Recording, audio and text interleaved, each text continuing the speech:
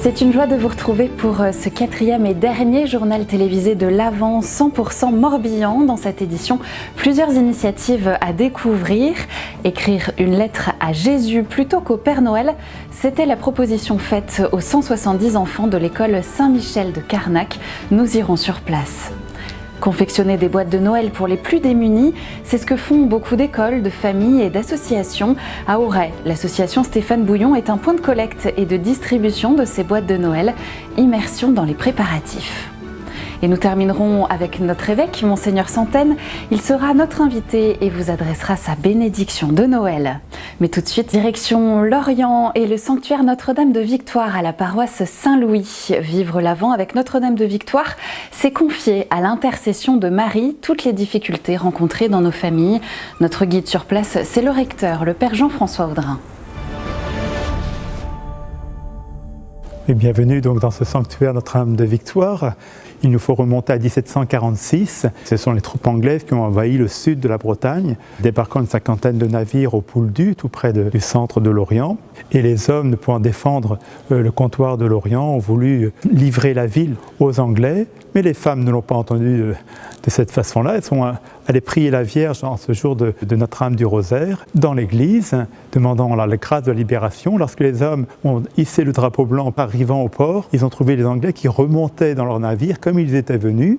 Tout le monde a reconnu que c'était une grâce liée à la prière des femmes. Et donc c'est la ville de Lorient qui a souhaité faire désormais du 7 octobre la fête de la ville, Notre-Dame de Victoire, devenant la patronne de la ville de Lorient. L'autre clin d'œil, ça a été pendant la guerre de 1939-1945, puisque l'église Saint-Louis a été totalement bombardée, ravagée, et la statue de Notre-Dame est restée intacte. Ce sanctuaire est d'abord lié au mystère pascal, à la victoire du ressuscité sur les puissances du mal, et combien Marie est associée à cette œuvre du Christ. Mais ce temps de l'Avent et de Noël nous parle énormément également, puisque le Christ est le Sauveur, Yeshua, Dieu sauve, et Marie met au monde le Christ Sauveur. On a voulu cette année introduire ce temps de l'Avent avec une soirée Vincit, en lien avec le Christ le vainqueur, mais aussi Notre-Dame de Victoire, pour demander à Marie sa présence maternelle, pour nous accompagner dans tous les combats que nous avons à vivre dans la vie, notamment toutes les formes d'addiction, d'oppression qui nous empêchent de vivre libres et heureux, joyeux en enfants de Dieu.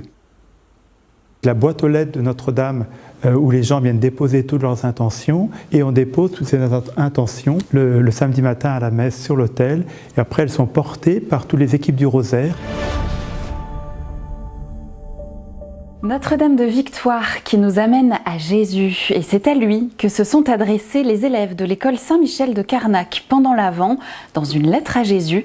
Explication de Catherine Boyot, la directrice.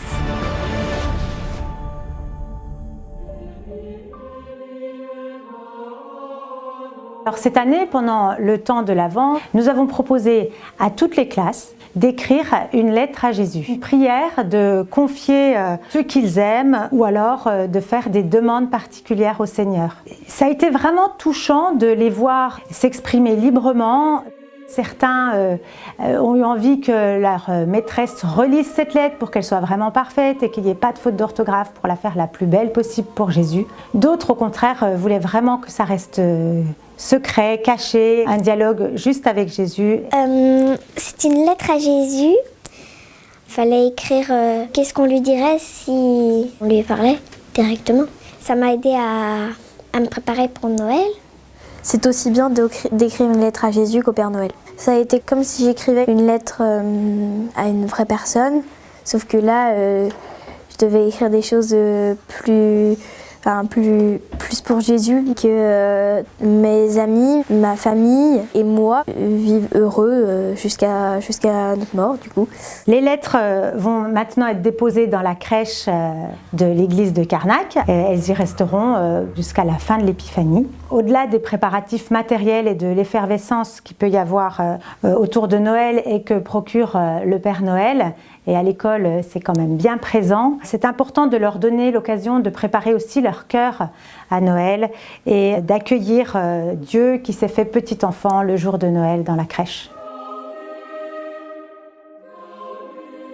À travers la lettre, ils vont se poser sur un papier. Même les enfants qui n'ont pas la foi, il y en a par exemple qui ont écrit « Toi mon bon Dieu, je m'excuse mais je ne crois pas en toi ». Même si on doute, c'est l'occasion de se questionner, de réfléchir et de se dire voilà, qu'est-ce qui se passe à Noël? Et ben, c'est quand même Dieu qui vient parmi nous. Moi, quand j'ai écrit cette lettre, j'ai mis tout mon cœur dedans. J'ai remercié beaucoup Jésus pour nous avoir créés, pour nous avoir donné le bonheur. Jésus, c'est comme une personne de ma famille parce que c'est une personne que j'affectionne et ça m'a aidé pour Noël.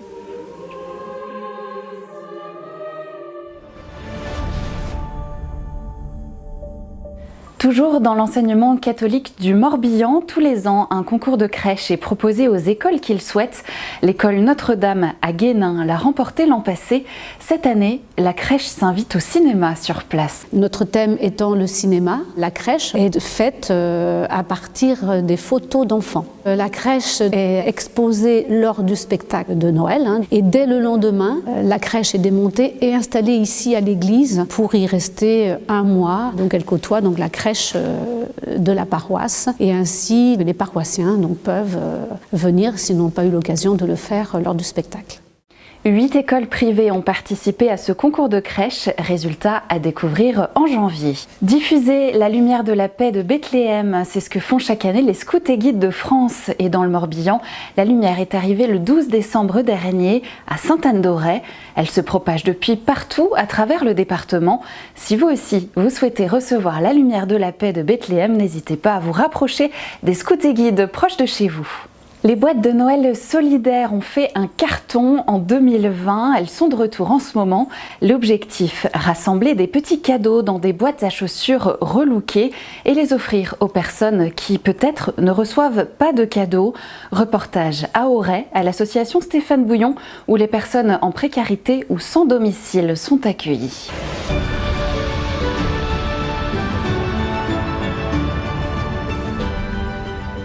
Double cadeau, je dirais, parce que, comme d'habitude, l'association Stéphane Bouillon a préparé des cadeaux pour les amis de Stéphane Bouillon. Et puis, comme l'an dernier, il y a l'opération boîte de Noël qui a été renouvelée. Eh bien, il y a des gens qui ont pris un peu de temps pour mettre dans une petite boîte à chaussures, ou une grande boîte à chaussures, un cadeau. Un cadeau et surtout, si c'est possible, un message. Puisqu'en fait, c'est le message de l'amitié, c'est la fraternité de Noël. Donc, au-delà du cadeau, qui est toujours bon de recevoir, c'est surtout le lien de fraternité et d'amitié. C'est très simple, ça permet à ceux qui n'ont rien d'avoir un cadeau, d'avoir un repas pour le jour de Noël. Je suis là pour distribuer tous ces beaux cadeaux. Ça vous touche Personnellement, oui. J'ai toujours rêvé de bosser pour le Père Noël, donc c'est une occasion. Pour moi qui vis dans la rue, c'est très important le sens de Noël, le sens du rapprochement familial, le sens des amis, le sens du partage. Pour moi, c'est ça Noël. Sans cela, il n'y a pas de Noël. Ce qui manque beaucoup, bien sûr, c'est le toit, c'est souvent la nourriture, mais c'est toujours l'amitié. Et grâce à notre association, entre autres, ils reçoivent également de l'amitié, de la fraternité et un lien tout simplement social. Et je crois que c'est ce qui est aussi très, très important tous les jours, mais notamment quand on fête Noël, puisque c'est bien ce jour-là que la plus grande amitié, le plus grand lien d'humanité est venu sur Terre. Place maintenant au message de Noël de notre évêque, Monseigneur Santène. Dans le contexte marqué une fois encore par le Covid-19, il nous invite à garder l'espérance. Quoi qu'il en soit des conditions dans lesquelles nous célébrerons cette fête, la fête de Noël sera bonne, la fête de Noël sera sainte, parce que c'est la célébration d'une réalité qui nous dépasse.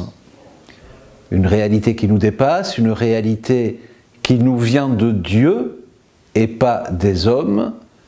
Et n'oublions jamais que le Dieu qui vient nous rejoindre pour Noël est celui qui aura le dernier mot du temps et de l'histoire.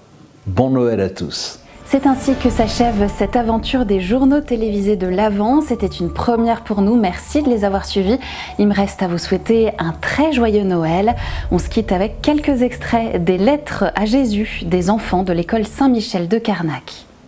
Bonjour Jésus. Bonjour Jésus. Cher Jésus. Bonjour Jésus. J'espère que tu es avec nous. Je pense. J'espère que tu nous Je protèges. t'aime fort. Merci pour ma famille. Je ne te crois vois en pas, toi. mais je veux te parler. Je ne t'oublierai jamais. Je fais la croix tous les J'ai matins besoin de et toi. même avant d'aller me Je coucher. te prierai pour toujours. Si tu es avec nous, c'est le principal. Je t'aime Jésus.